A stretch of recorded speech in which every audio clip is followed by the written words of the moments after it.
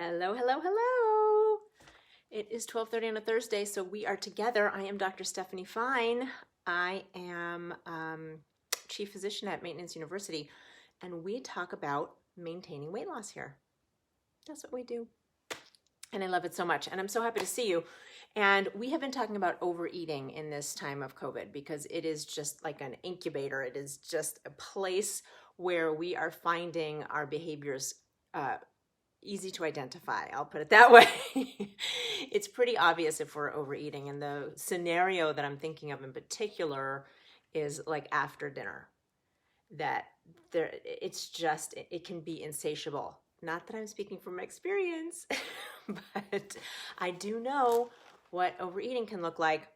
And it's so interesting that after dinner binging, because it's so clear we're not hungry.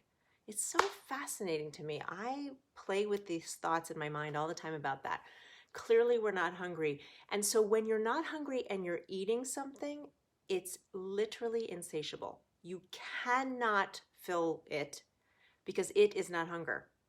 So there's no satisfying it, whatever it is, boredom, restlessness, loneliness, whatever it is. So overeating is in and of itself, just by definition, a major problem, right? It can't be solved in that way, right? The problem can't be solved, and overeating doesn't solve it.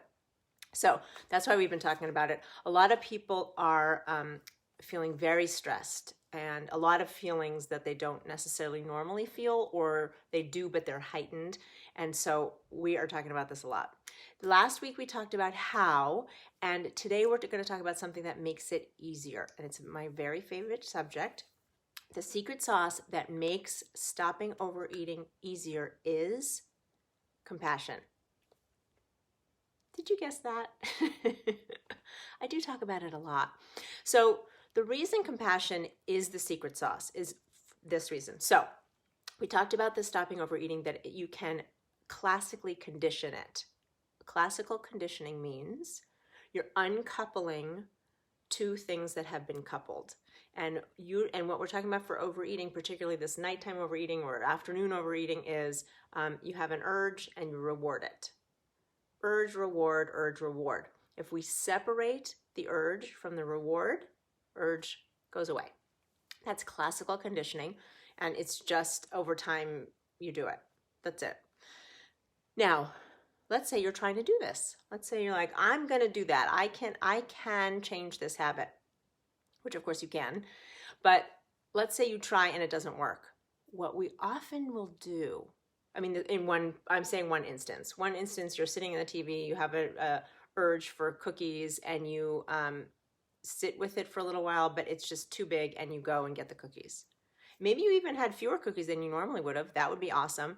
But let's say you had the cookies, and what happens to a lot of us is now we're beating ourselves up. We're saying, ugh, you were trying it, now it's never going to work. Oh my, if you can't do it now, when are you going to do it? This is pointless. You don't know what to do. Mean. This is where the compassion comes in.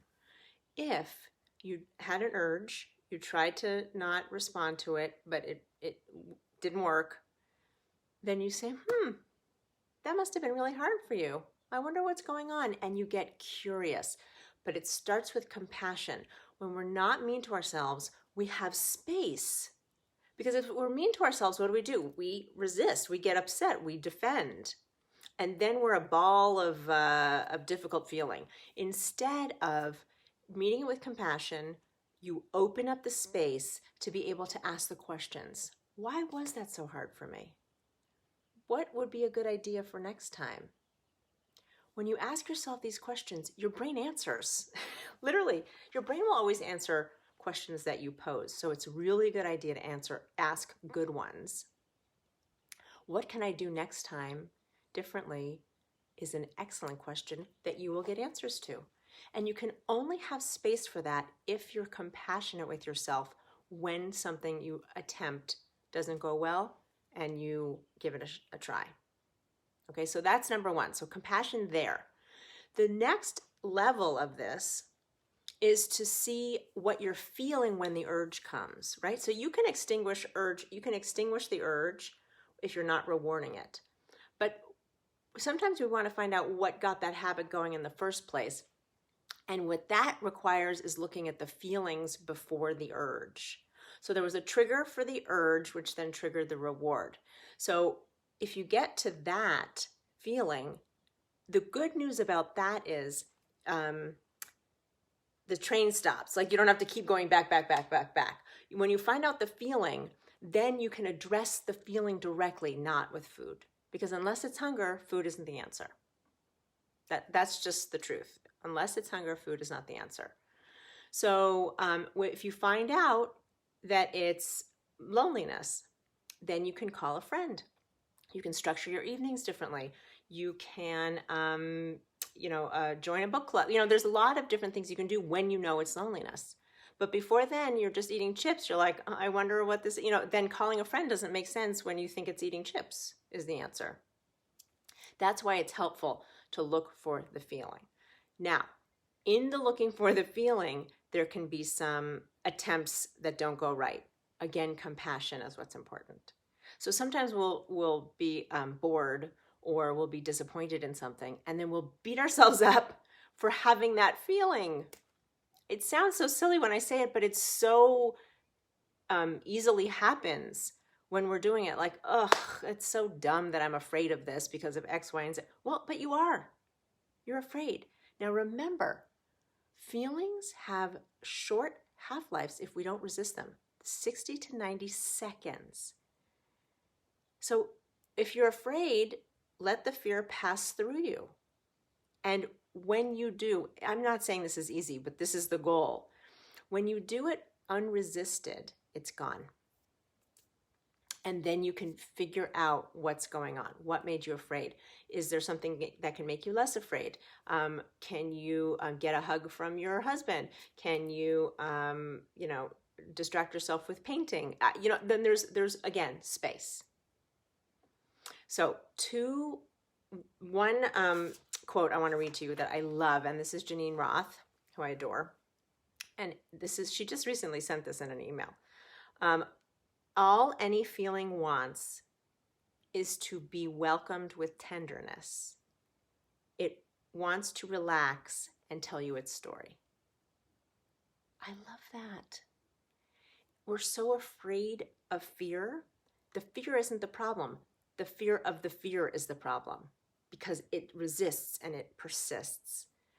If we let the fear come and tell us its story, I'm really worried about getting the virus. That makes sense. What would you tell a 4-year-old that said that to you, or a 6-year-old that said that to you? You would give him a hug. That's what she means by saying any feeling wants to be welcomed with tenderness. Let it say its piece. And then it goes away. There's like an ulterior motive, right? I mean, you let it say its piece and then it can go away. And that acknowledgement is such a gift. And here's the thing. It's really true. It really, really works this way. I have felt this over and over again, and I'm amazed at then how I can move through without that fear coming back again and again. I'm not saying I'm fearless, but it doesn't hold on like the whole day. If you acknowledge it, it really, really sort of magically dissipates. It's phenomenal. And this is why I'm harping on this idea. It works. That's why. Now, the last piece I want to talk about is this idea of where meditation comes in. So when you get into when you believe that this could work, I'll say it that way, and you start trying it, what you'll find is that it can be hard to catch the thoughts in your brain because they're going so fast. So sometimes it's just hard to figure out what the feeling was because it just went super fast. You couldn't tell. When you start meditating, the thoughts slow down. You start to be able to see the thoughts in a way that makes you be able to identify them easier. It's one of the main important things to me about maintenance. I do love maintenance, but no, about meditation is this idea of slowing down your thoughts so that you can identify them. And remember, what meditation, you just need 5 minutes. It's a brain training, literally 5 minutes a day. Not kidding. Put a timer. You breathe in and out, and you say inside your head, in and out as you're breathing. And you don't have to breathe special. You could just, however you're breathing, say in and out. When your mind wanders, and it will, you bring it back to the breath in and out. That's it.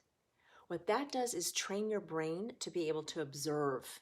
And that's what we're looking for, to be able to catch these feelings. And remember, we're looking for the feelings so that we're not overeating, so that we can be the weight we want. That's the thread.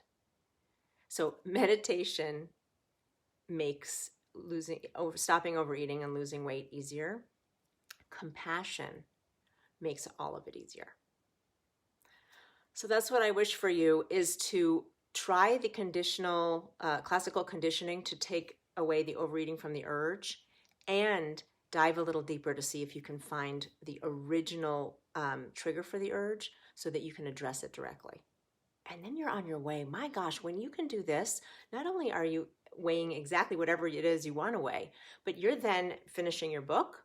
You are exercising if you want. You have a morning routine. Anything that you want in your life is now yours, because you have this way of understanding the thinking and then redirecting it. I hope you are so well. And I am happy to talk to you about all things maintenance, losing weight, keeping it off. Just go to stephaniefinemd.com. You can contact me there. Get your ounce of prevention every Thursday morning, and I will see you in a week. And I'd love to hear how you're doing with overeating. Oh my goodness, that would be fantastic if you could tell me how this is working for you. I'm sending love. Bye.